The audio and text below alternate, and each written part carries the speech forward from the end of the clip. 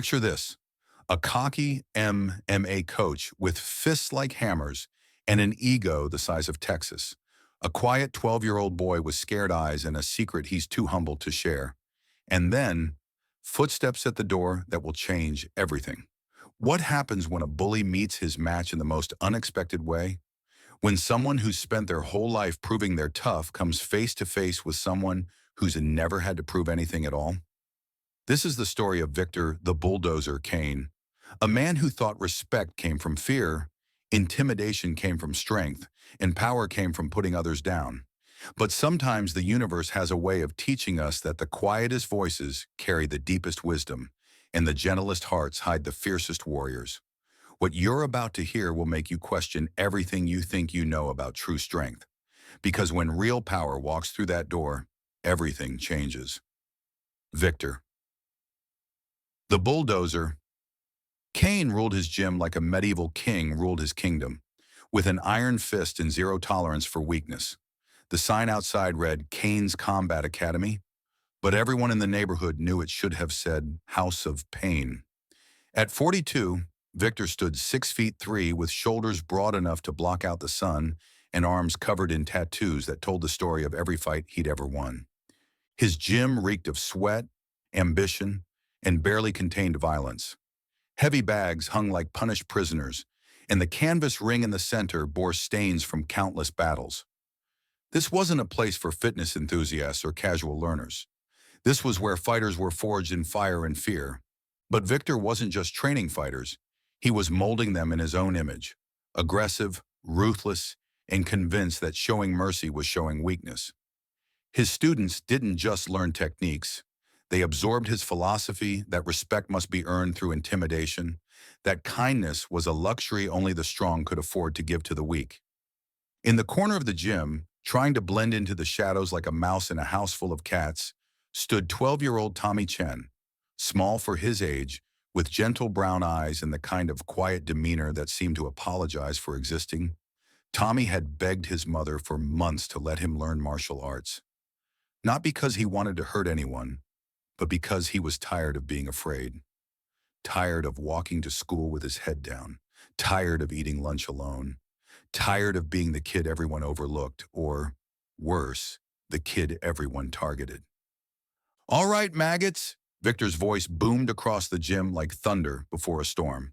"Time for sparring practice. Today we separate the predators from the prey." His eyes scanned the room with the calculating gaze of a shark sensing blood in the water. They landed on Tommy and his lips curled into what might charitably be called a smile. "You," Victor pointed a thick finger at Tommy. "New kid. Time to see what you're made of." Tommy's heart hammered against his ribs like a caged bird desperate to escape. Around the ring, other students gathered with the morbid fascination of spectators at a gladiator match. They knew what was coming. Victor always started with the weak ones, not to teach them, but to make an example of them. I don't think I'm ready for sparring yet, Mr. Kane," Tommy whispered, his voice barely audible over the gym's ventilation system. The laughter that erupted from the other students was sharp and cruel, but it was nothing compared to the look that flashed across Victor's face. His jaw tightened, his nostrils flared, and something dangerous flickered in his eyes. "Ready?" Victor stepped closer, his shadow falling over Tommy like a dark cloud. "Kid, life doesn't ask if you're ready. Bullies don't ask if you're ready. You think the world's going to wait for you to feel comfortable?" What happened next would replay in Tommy's mind for years to come.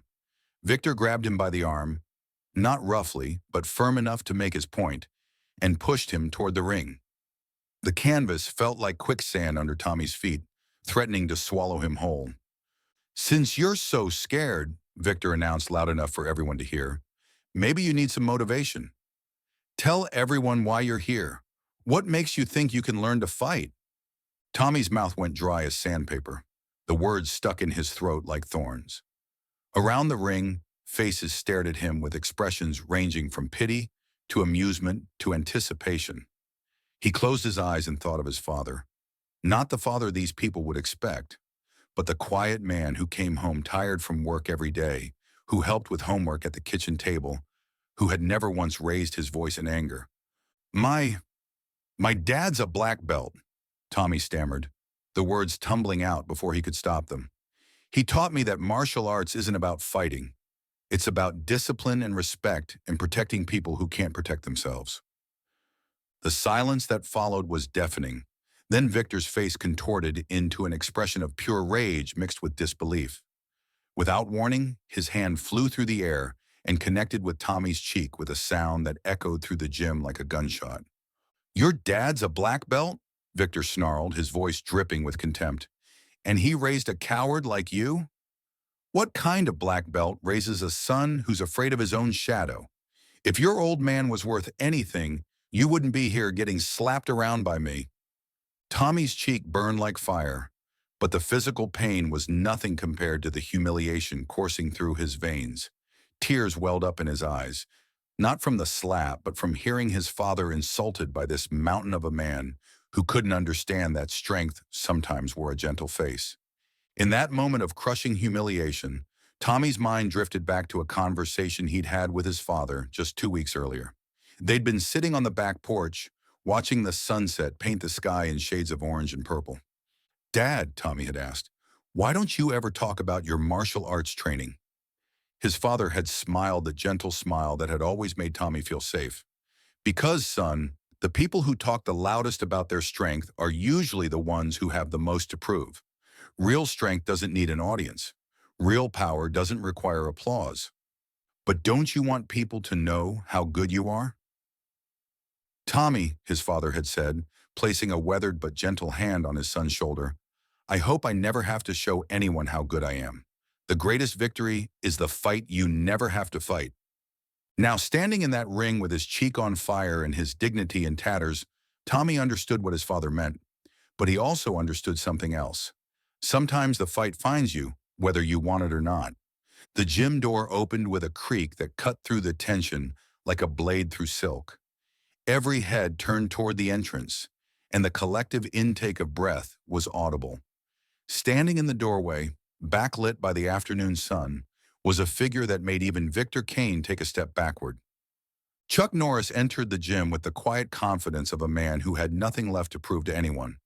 At 75, he moved with the fluid grace of someone half his age, his presence filling the room without him having to say a single word. His eyes, sharp, intelligent, and infinitely calm, took in the scene, the cowering boy, the smug coach, the circle of spectators. I hope I'm not interrupting anything important, Chuck said, his voice carrying the kind of authority that came from decades of earning respect the hard way. Victor, for the first time in years, found himself speechless. This wasn't just any visitor. This was a living legend, a man whose reputation preceded him like thunder before lightning. But Victor's ego was too inflated to let him back down completely. Just teaching some lessons in respect, Victor said, puffing out his chest like a peacock displaying its feathers. This kid's dad apparently thinks he's some kind of black belt. But look what he raised. A scared little... That's enough. Chuck's words weren't shouted, but they carried more power than any scream.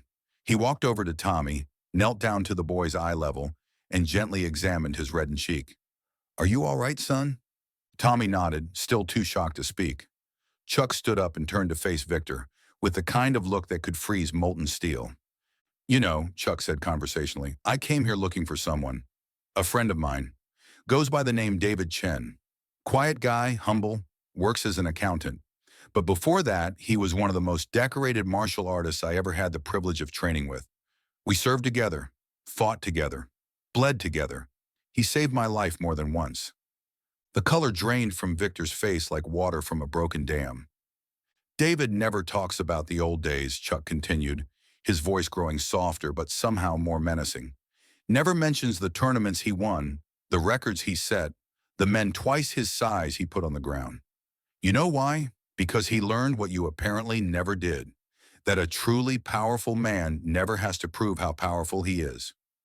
What followed was a master class in humility. Chuck Norris didn't need to throw a single punch or demonstrate a single technique. Instead, he did something far more devastating. He told the truth.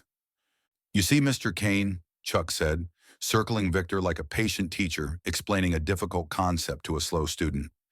David Chen is the kind of black belt who could take apart everyone in this room without breaking a sweat.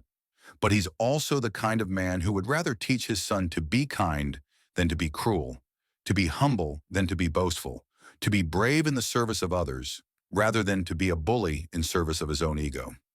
Victor stood frozen, his earlier bravado evaporating like morning mist. Around the ring, his students watched in fascination as their seemingly invincible teacher was reduced to silence by nothing more than words in the presence of true authority. "Tommy," Chuck said, turning back to the boy, "your father asked me to check on your training. He was worried this place might not be teaching you the right lessons." I can see his concerns were justified. Chuck walked over to one of the heavy bags and, without any apparent effort, delivered a kick that sent it swinging so hard the chains groaned in protest. The message was clear. This wasn't a demonstration of what he could do. It was a reminder of what he chose not to do. "Strength without compassion is just brutality," Chuck said, his words carrying the weight of decades of experience.